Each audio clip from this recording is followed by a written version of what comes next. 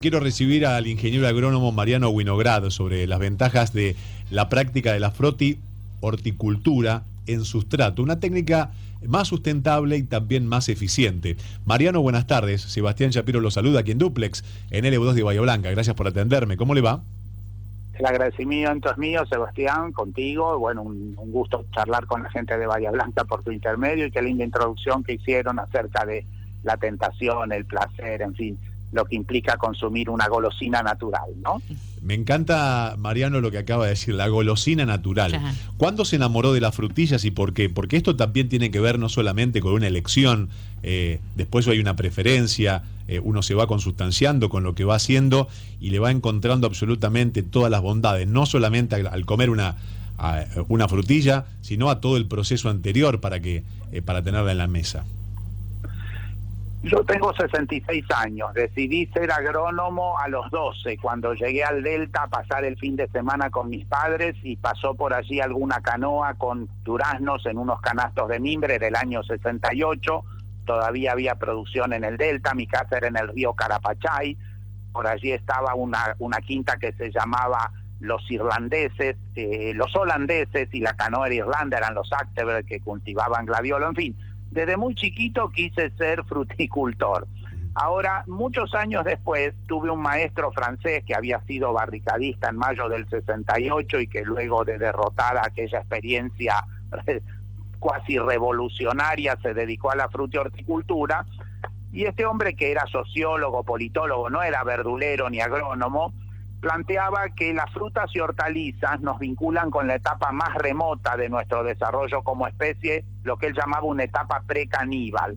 Algunos antropólogos consideran que la primera carne que consumimos no era de otros animales grandotes, sino de un cogénere, un pariente.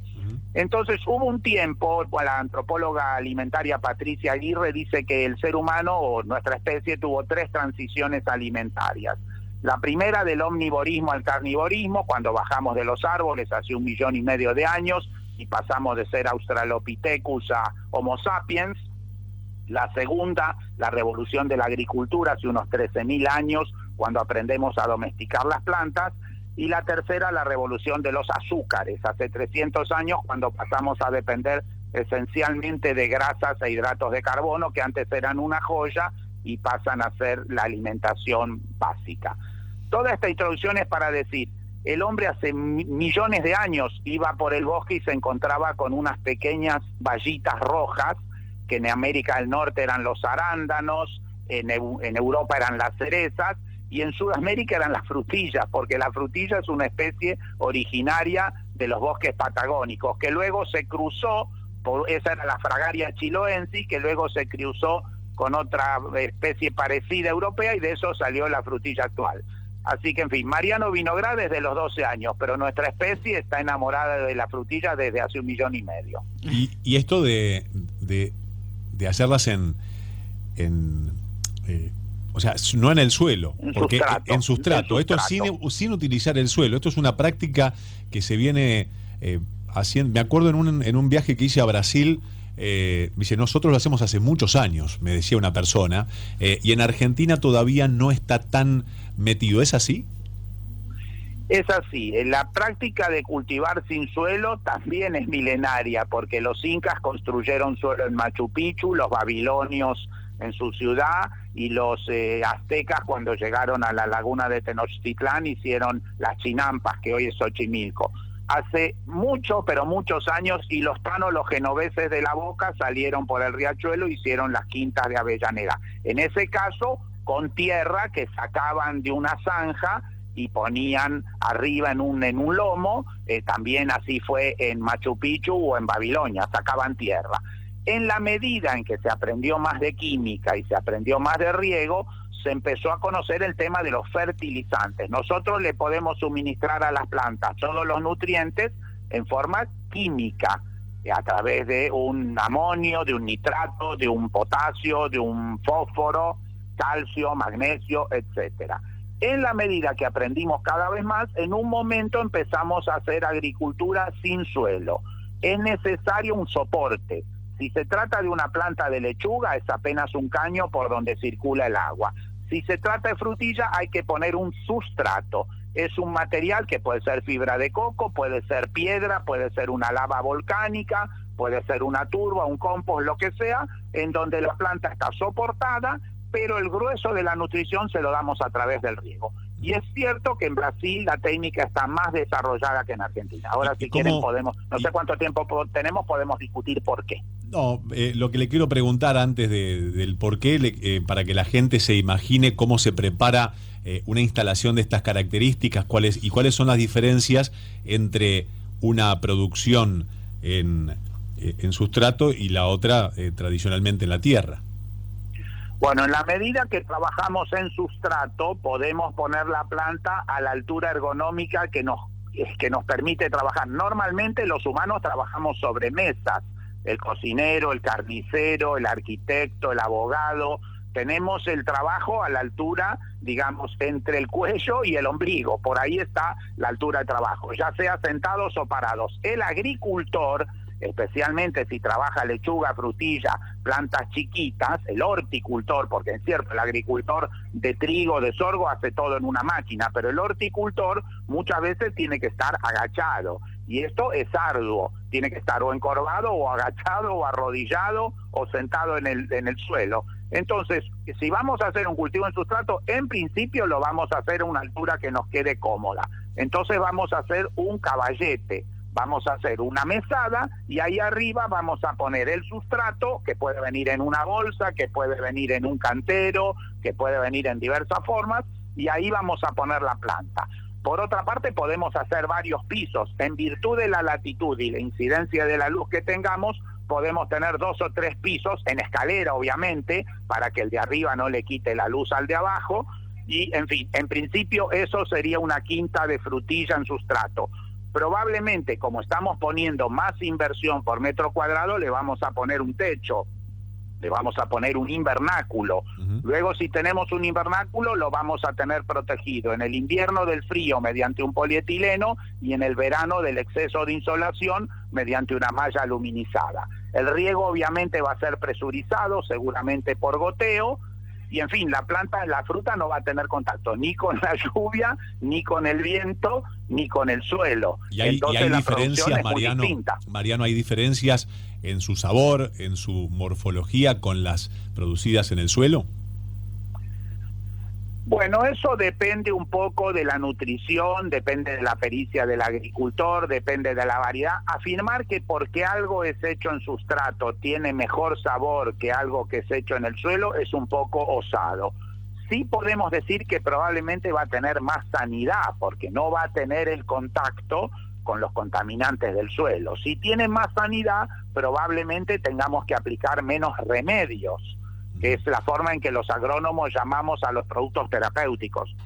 Nosotros no usamos la palabra agrotóxicos, que nos fastidia bastante, porque hablar de los productos terapéuticos vegetales como agrotóxicos sería como decir que el que le pone un pulguicida al gato le pone un gato tóxico o un pulgo tóxico. En fin, nosotros usamos la palabra terapéutica. Seguramente si el cultivo es en sustrato vamos a usar menos cantidad de productos terapéuticos, y esto hace que sea una planta con menos carga de agregados químicos, ¿verdad? Claro. Mariano, y en su expertise, ¿de cuántos años ya con el cultivo en sustrato? No, voy a decirle lo siguiente. Yo soy verdulero, mayorista, presido una ONG que se llama 5 al Día. Yo no soy un productor de frutilla. Ustedes en Bahía Blanca tienen a Julieta Centeno, que ha sido senadora, ha ganado un premio y está haciendo hidroponía en Bahía Blanca, no de frutilla, pero sí de lechuga. Tienen en Mar del Plata algunos proyectos de Mar del Plata sí es una cuenca frutillera importante. Y es interesante lo que decías de Brasil, no sé cómo es que pudiste investigar tanto esto, pero en Argentina hay 10.000 hectáreas. Es mi deber, Mariano, es mi deber. Bueno, ¿sos agrónomo? No, pero es mi deber como periodista conductor. Interesada. Me tengo que ilustrar en cada nota que hago, si no. Qué bueno, hay algunos periodistas que hablan de cosas que no saben, y veo que en tu caso has hecho una tarea interesante. A ver, En Argentina hay 10.000 hectáreas de cultivos bajo cubierta y en Brasil 20.000. O sea, esto es bajo alguna forma de protección que en el 99% de los casos es polietileno. Ya no se usa más el cristal, aunque en Holanda sí. De modo tal que si Brasil tiene el doble de superficie que nosotros, pero tiene 4 veces más población, quiere decir que en materia de cultivos cubiertos estamos bastante más desarrollados que Brasil. Sin embargo, en lo que es hidroponía, cultivos sin suelo, Brasil tiene 6.000 hectáreas y nosotros tenemos 60. Brasil tiene 100 veces más. Claro. Entonces ahí sí cabe una reflexión. ¿Por qué Brasil tiene tanto más hidroponía que nosotros? Y mi tesis es que porque Brasil tiene crédito, tiene moneda, cosa que nosotros no tenemos hace mucho tiempo, y Brasil tiene más consumo que nosotros, porque Brasil tiene enormes ciudades por todos lados, distancias gigantes, y entonces eso es un estímulo para la producción local. Productores que producen cerca de su mercado y en consecuencia, por ejemplo, la frutilla es un cultivo muy adecuado para producirla cerca de un mercado por esta característica de cultivo de producto indulgente, que la gente cuando ve la frutilla se tienta y la compra. No es una cosa que uno compra por necesidad, es una cosa que uno compra por placer, como una golosina, como un alfajor. Claro, tal cual. Así que me imagino que cuando tiene en sus manos una frutilla de esta característica debe ser una satisfacción, no solamente por el conocimiento de su producción, sino también por lo que uno puede hacer fuera del suelo. Para que una frutilla sea atractiva tiene que tener... Anteriormente eran mucho menos desarrolladas en su aspecto, pero sí en su sabor. A medida que fue desarrollando la agronomía, hoy una frutilla nos atrae por el brillo, por el color, por la frescura. Todo eso tiene que ver con la proximidad y tiene que ver con la temporada.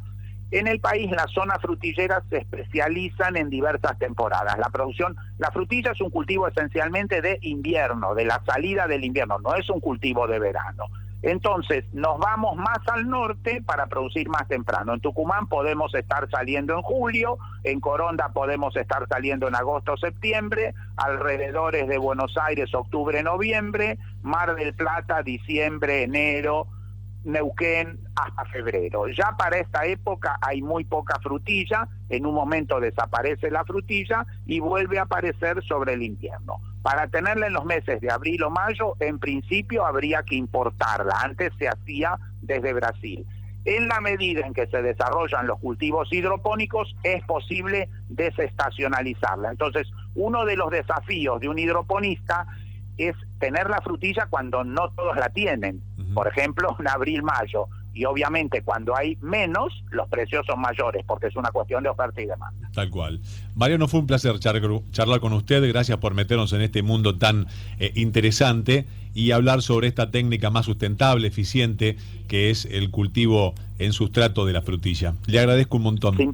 Si me permiten, paso un avisito. Nos está visitando desde la semana pasada Elcio Stading, es un joven brasileño que se trasladó a Paraguay, es un especialista en frutilla hidropónica. En el día de mañana y pasado estamos dando un curso en Coronda, ya se dio en Corrientes y en Misiones, y en próximos días tendremos sendos cursos en Pilar, Cruz del Eje y Concordia, de modo tal que si alguien estuviera, en fin, interesado en el tema, llama a la producción de ustedes, me mandan un WhatsApp y con todo gusto lo orientamos a alguien que pueda estar interesado en aprender para producir frutilla.